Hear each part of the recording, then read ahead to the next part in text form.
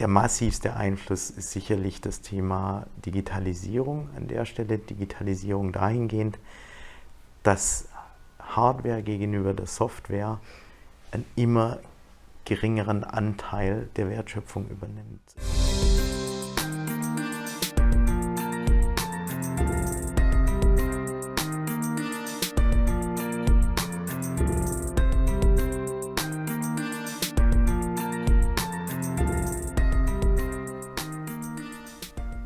Zu der Zeit, wo Sie LaserHub gegründet haben, gab es ja schon einige Plattformen, die, ja, ich sag mal, auch einen Online-Service für Blechteile angeboten hatten. Wo liegt der genaue Unterschied zwischen LaserHub und, ich sag mal, einer anderen Plattform, die Blechteile vermittelt? Vermittlung ist eigentlich das Stichwort, das wir aufgreifen müssen an der Stelle. In den 90er Jahren, ich würde sagen mit der ersten Welle vom Internet, waren Vermittlungsplattformen schick. Vermittlungsplattformen, die Intransparenz vom Markt gelöst haben, einfach dadurch, dass sie beispielsweise Lieferanten gelistet haben. Problem an der Stelle, aus der Einkäuferperspektive habe ich zwar das Transparenzproblem gelöst, aber nicht das Vertrauensproblem. Nämlich die Frage, ist denn der Lieferant gut, der mir jetzt das beste Angebot gemacht hat? Ist er nur günstig? Ist er auch liefertreu? Liefert er hohe Qualität? Das sind ja alles Fragen, die im B2B-Bereich massiv und extrem wichtig sind. Das ist genau das Problem, das LaserHub adressiert.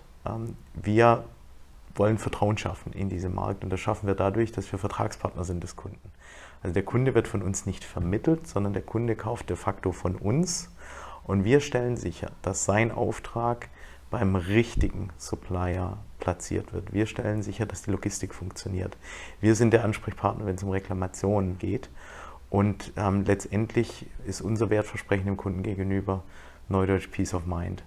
Er hat einen digitalen Prozess, kann über uns einfach bestellen und kann so sein ganzes Beschaffungsproblem letztendlich auf uns überlagern.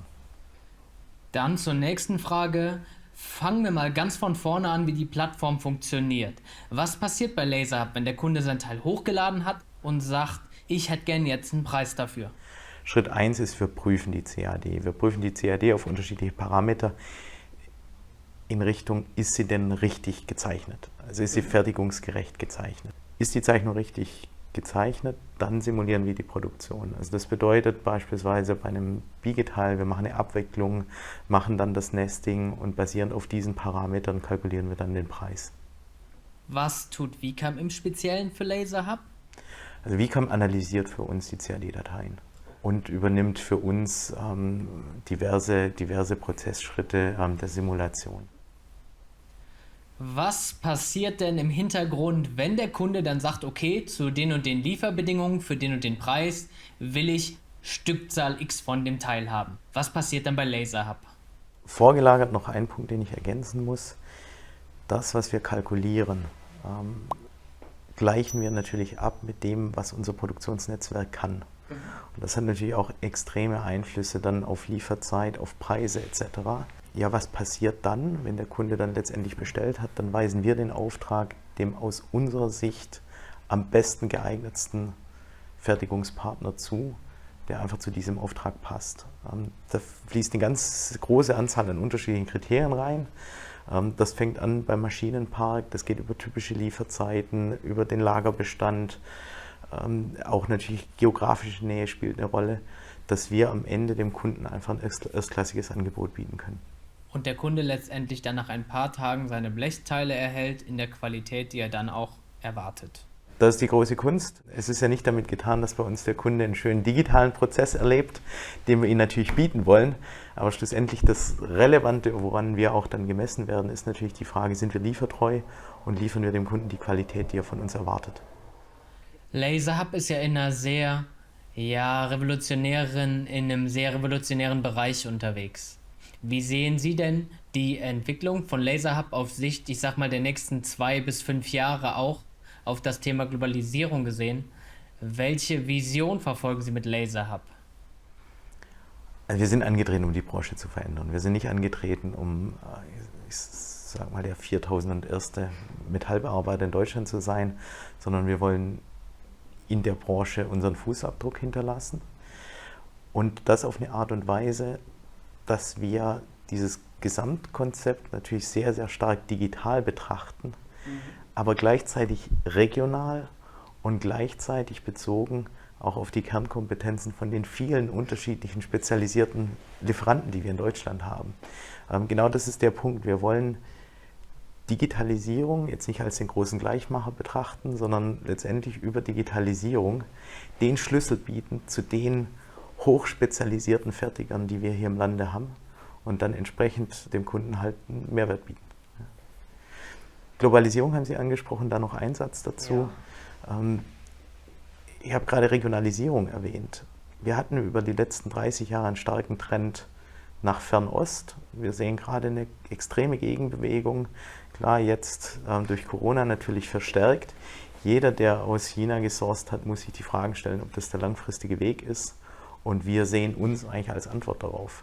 Als Antwort einer günstigen, hochflexiblen, hochstabilen Supply Chain next door. Als Sie angetreten sind mit LaserHub, wie ist der Kontakt zu Vicam entstanden? Also wie kamen Sie überhaupt auf Vicam und wie ist letztendlich die Zusammenarbeit dann auch zwischen LaserHub und Vicam entstanden? Also wir haben uns zu Beginn der Gründung damit auseinandergesetzt, was ist Kernkompetenz von LaserHub, was sind Dinge, die wir zukaufen. Das ganze Thema CAD haben wir uns entschieden zuzukaufen, haben dann einen recht intensiven Auswahlprozess gemacht und sind dann relativ schnell auf Vicam gestoßen und dann uns auch relativ schnell einig geworden. Und was war der Grund, dass Sie sich für Vicam denn entschieden hatten? Weil es gibt ja verschiedene CAD-CAM-Firmen, die herstellerunabhängige Software anbieten. Ja, gibt es in der Tat. Wir schauen uns typischerweise 3 Säulen an. Also die eine Säule ist die fachliche, dann gibt es die persönliche und die dritte Säule, wir nennen es Startup-Fit, also passt die Firma zu uns als Unternehmen. Persönlich sind wir uns relativ schnell einig geworden, das war, glaube ich, die einfachste Hürde. Fachlich haben wir eine hohe Übereinstimmung gehabt bei der Perspektive, wo wir hinwollen. Also Vicam hat sich an der Stelle sehr früh davon verabschiedet, von diesem Gedanken, dass die Zukunft On-Premise-Software ist. Nein, ist sie nicht, sondern die Zukunft ist Cloud-Software, die Zukunft spielt sie in APIs ab und entsprechend hatten wir da eine sehr hohe Übereinstimmung mit Vicam. Dritter Punkt, Startup-Fit. Da hat uns bei Vicam gefallen, so dieser stark unternehmerisch geprägte und gleichzeitig iterative Approach.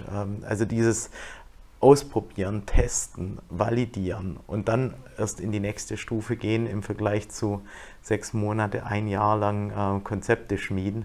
Das hat uns sehr gut gefallen, weil es einfach zu uns passt als Unternehmen.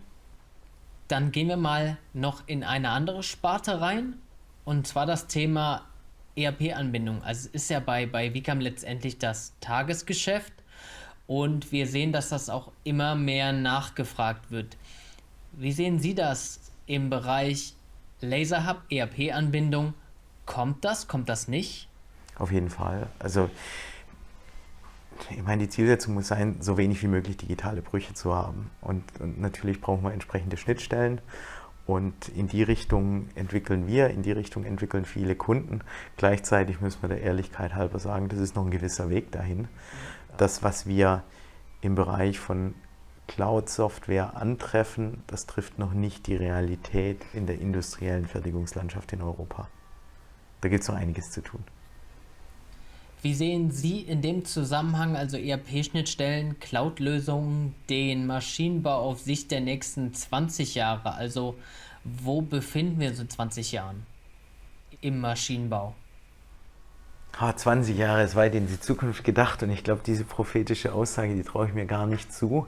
Aber es gibt sicherlich die eine oder andere Tendenz, wo wir sicherlich jetzt schon sagen können, dass es einen sehr hohen Einfluss haben wird. Der massivste Einfluss ist sicherlich das Thema Digitalisierung an der Stelle. Digitalisierung dahingehend, dass Hardware gegenüber der Software einen immer geringeren Anteil der Wertschöpfung übernimmt. Beispiel rückwirkend, so die letzten 20 Jahre, wenn wir Lasermaschinen angucken, war stark geprägt von der Frage, wie viel kW Laserpower hat die Maschine, nutze ich einen CO2-Laser, nutze ich einen Fiber-Laser, stark geprägt durch die Hardware. Die Zukunft wird eine andere sein. Das Thema, ob das jetzt ein 8 kW Laser ist oder ein 4 kW Laser an der Maschine, wird untergeordnet sein zu der Frage, welche Maschine steuere ich denn jetzt an für diesen Auftrag? Und gerade in diesem Matching steckt noch wahnsinnig viel Potenzial und Effizienzgewinne, die wir realisieren können. Dann, was mich interessieren würde, wie ist LaserHub bis jetzt durch die Corona-Krise gekommen?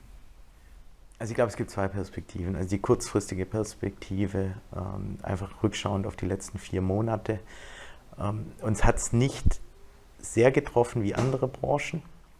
Man sieht, dass die Großen um uns herum alle in Kurzarbeit waren und wir sind noch in den Umsätzen stabil geblieben. Das war dann doch ein ganz gutes Gefühl, wie wir da durchgekommen sind durch die Krise. Mittelfristig glauben wir, dass Corona für unser Geschäftsmodell sich sehr positiv auswirken wird. 2 Gründe. Der eine Grund, alle Einkäufer, die aus Fernost gesourced hatten, die hatten in den letzten Monaten massive Probleme. Ich will eine Zahl nennen. Kilogramm Luftfracht aus China in Normalzeiten 1 Euro pro Kilo. Aktuell sind wir so bei 15, 16, 17 Euro pro Kilo. Also Wahnsinn. Auf der anderen Seite, die Einkäufer, die sich die schlankste Supply Chain gebaut haben, also idealerweise immer sich nur auf einen Lieferanten verlassen haben, die hatten jetzt nicht unbedingt ein Problem, aber sie hatten zumindest Angst. Unsere Antwort auf dieses Thema, lokale Supply Chain, wir streuen das Risiko über sehr viele Fertiger und sind dadurch in solchen Krisenszenarien unglaublich stabil. Also wir hatten de facto keinen Ausfall in den letzten 5 Monaten, den wir nicht hätten in irgendeiner Form kurzfristig ausgleichen können. Und gerade diese Redundanz, also die ist gerade die Diskussion in allen Einkaufsabteilungen, wie kriegen wir nachhaltige Sicherheit? Und da sind wir eine sehr gute Antwort. Was kriegen Sie von den Maschinenbaufirmen mit, was das Thema Digitalisierung angeht? Weil ich meine, überall hört man es, Digitalisierungspush bei den Firmen. Ist das im Maschinenbau mittlerweile jetzt angekommen? Ich glaube, es ist in den Köpfen angekommen, aber noch nicht auf der Straße. Also es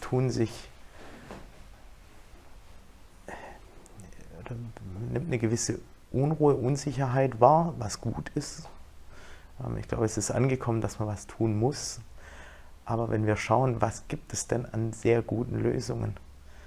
Welcher Maschinenbauer definiert sich denn jetzt schon als Softwareunternehmen und hat quasi die Hardware jetzt zweitrangig eingestuft? Das sehen wir noch fast nichts im Markt. Da gibt es schon noch viel zu tun.